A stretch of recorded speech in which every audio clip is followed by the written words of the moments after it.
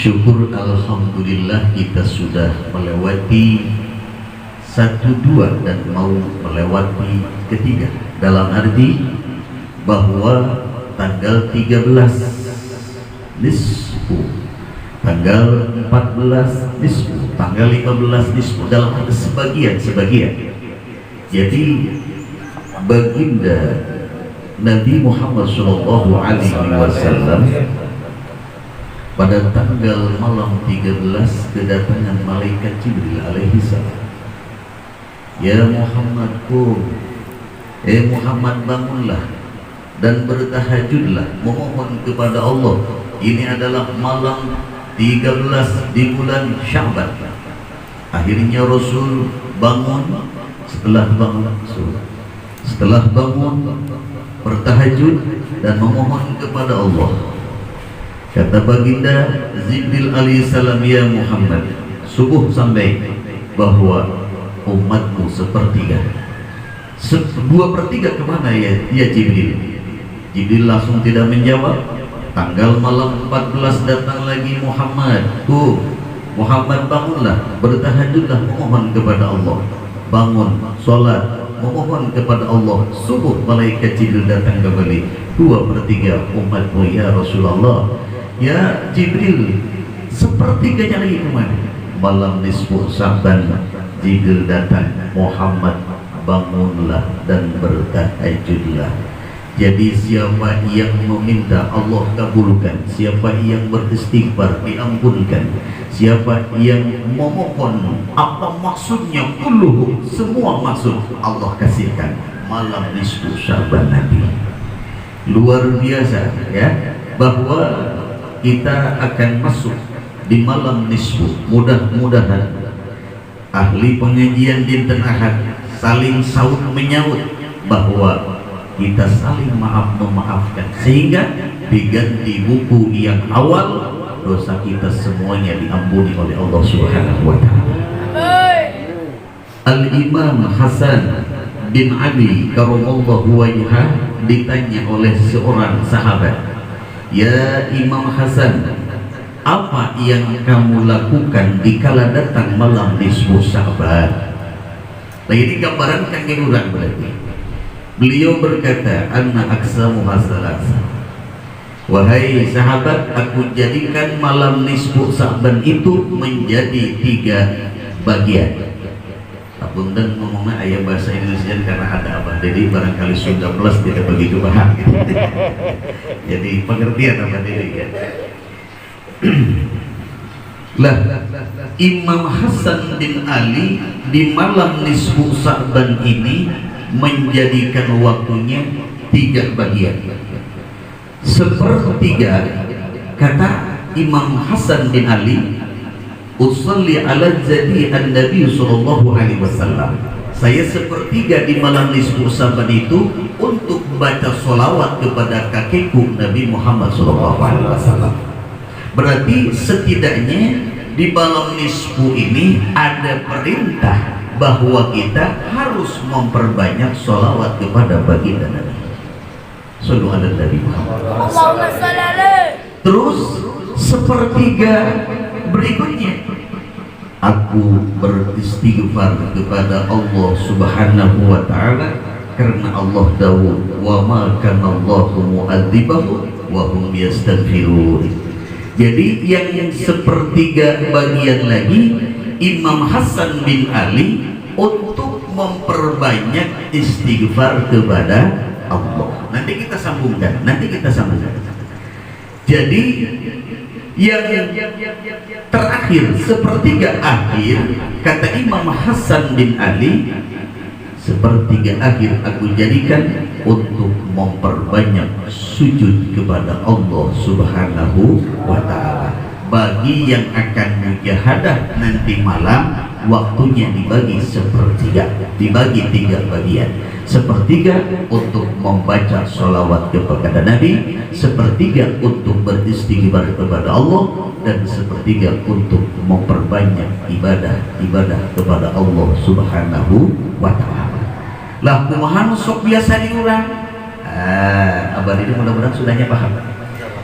Jadi yang sudah biasa diurang dilaksanakan di kala malam nisfu Sa'ban ba'da maghrib. Setiap musola, setiap masjid bahkan di rumah ada itu membaca surah Yasin 3 kali. Itu yang sudah umum kita laksanakan sampai tahun ini masih biasa. Namun ada bedanya sedikit kalau di pondok pesantren di sini ba'da maghrib berjamaah wirid, sholat sunnah ba'diyah, sholat sunnah awabin. Setelah itu kita baca istighfar 100 bersama. Setelah itu baca sholawat 100 bersama. Langsung disambung dengan sholat sunnah tasbih. Setelah sholat sunnah tasbih masuk waktu isya berjamaah. Setelah isya berjamaah wirid, sholat sunnah ba'diyah. Ada yang sholat sunnah witir sebelum tidurnya. Dan setelah itu kita baca surah Yasin 3 kali. Itu setelah isya di pondok pesantren. Karena malam nisfu Sa'ban yang malam Senin, kita sambung setelah Yasin kepada Situ Duror Marhaban bersama. Mudah-mudahan malam ini urang sadaya diberikan hidayah oleh Allah sehingga bersama-sama kita mendekatkan diri kepada Allah lewat jamaah. Karena kalau tidak jamaah barangkali sholat sunat tasbih di rumah sendirian agak males. Tapi kalau bersama terbawa insya Allah jadi kasafaatan gitu. Jadi satu kali lagi Yasin pertama kita dulu disuruh oleh guru kita dalam bacaan pertama kita dalam hati mohon kepada Allah untuk minta panjang umur dalam ketaatan kepada Allah. Jangan salah ngomong, panjang umur dalam ketaatan kepada Gusti Allah. Buat apa kalau panjang umur tidak taat kepada Allah? Yang memberi umur siapa? Allah. Kita gunakan umur kita untuk Allah. Yang kedua, setelah Yasin kedua kita mohon kepada Allah untuk memohon supaya diluaskan rezekinya oleh Allah. Itu malam nisfu nanti setelah Yasin kedua. Karena semua yang berdoa kabul, semuanya kabul. Jangan ragu. Karena keraguan itu adalah satu jalan untuk ketidakijabah dari Allah. Doa itu adalah pekerjaan kita. Doa itu pekerjaan kita. Ijabah urusannya Allah Subhanahu wa ta'ala. Banyak ibu-ibu kaulah singa dua kilo ijabah tandanya jawabannya henteu. Kenapa? Ragu. Karena ragu itu adalah sebagian tidak dijabahnya doa. Dalam bidang apapun ragu, tunda dulu sampai ragunya hilang baru mulai. Insya Allah tepat ya. Ragunya buang jauh-jauh. Yang ketiga, setelah Yasin dalam hati kita ngomong sama Allah, ya Allah tetapkan iman dan minta husnul khotimah. Siapapun, maka nanti di dalamnya ada doa, ya Allah biha, ya Allah biha, ya Allah bi husnil. Jangan sombong kita. Jangan sombong kita. Di hadapan Allah tetap minta husnul khotimah. Dulu ada wali di Hadrat Maut Yaman. Walinya sudah ketinggiannya sudah tidak terlampaui, sehingga dengan ketinggian ilmunya ada rasa sombong, sehingga para wali-wali yang lain kayak tidak ada artinya. Ini wali-wali yang lain setiap pada sholat akhir daripada doa pasti ada kalimat ya Allah biha, ya Allah biha, ya Allah bi husnul khatimah, ya Allah biha, ya Allah bi husnul khatimah. Kata wali yang tinggi ini apa itu? Doa kecil itu mah, doa rendahan kalau dibaca.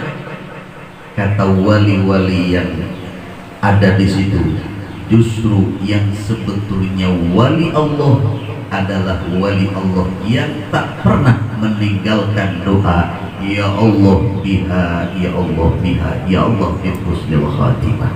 Ya Allah, berikanlah kepada kami akhir penuntunan yang terbaik bagimu, mengucapkan lafaz la ilaha illallah Muhammadur Rasulullah. Makanya sekali lagi urang sasarangan tina Yasin nomor 3 nyuhunkeun supados ditetepkeun iman sareng akhir husnul khotimah. Sabadana eta doa bersama, karena kata baginda Nabi ada doa 5 yang tak pernah ditolak oleh Allah. Mana diantaranya adalah malam nisfu Sya'ban, yang kedua di malam Jumat, yang ketiga di malam awal daripada bulan Rajab, yang keempat adalah malam Idul Fitri, yang kelima malam Idul Adha. Itu doa-doa di malam itu tidak ditolak, justru diijabah oleh Allah Subhanahu wa taala. Oleh karena itu nanti malam kita masuk kepada kalimat yang pertama, yaitu malam nisfu, doanya dikabul oleh Allah. Maka berdoalah sampai kapan? Ila subhi, sampai waktu subuh. Yang bisa tangen, tapi tangenna ulah bala kecelakaan.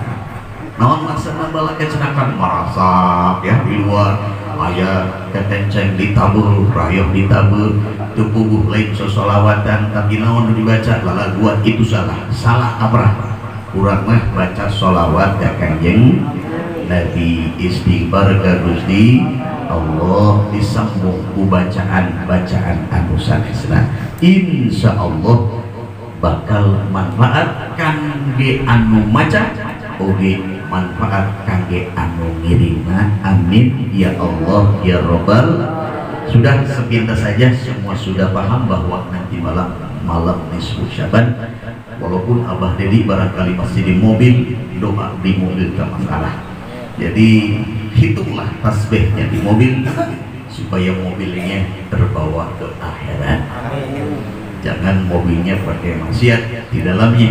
Kalau di dalamnya ada zikir, ada sholawat, ada Al-Quran, sudah luar biasa. Dari sini ke Jakarta berapa jam Abah Dedi? 4 jam setengah. Tasbih sudah dapat perkiraan 5.000 sholawat, insya Allah bisa di mobil kalau tidak tidur. Makanya sudah kita bersama-sama nanti malam dimanapun tempatnya bersama-sama deges diri ka Gusti Allah supaya surang kenging ridho Allah Subhanahu wa ta'ala.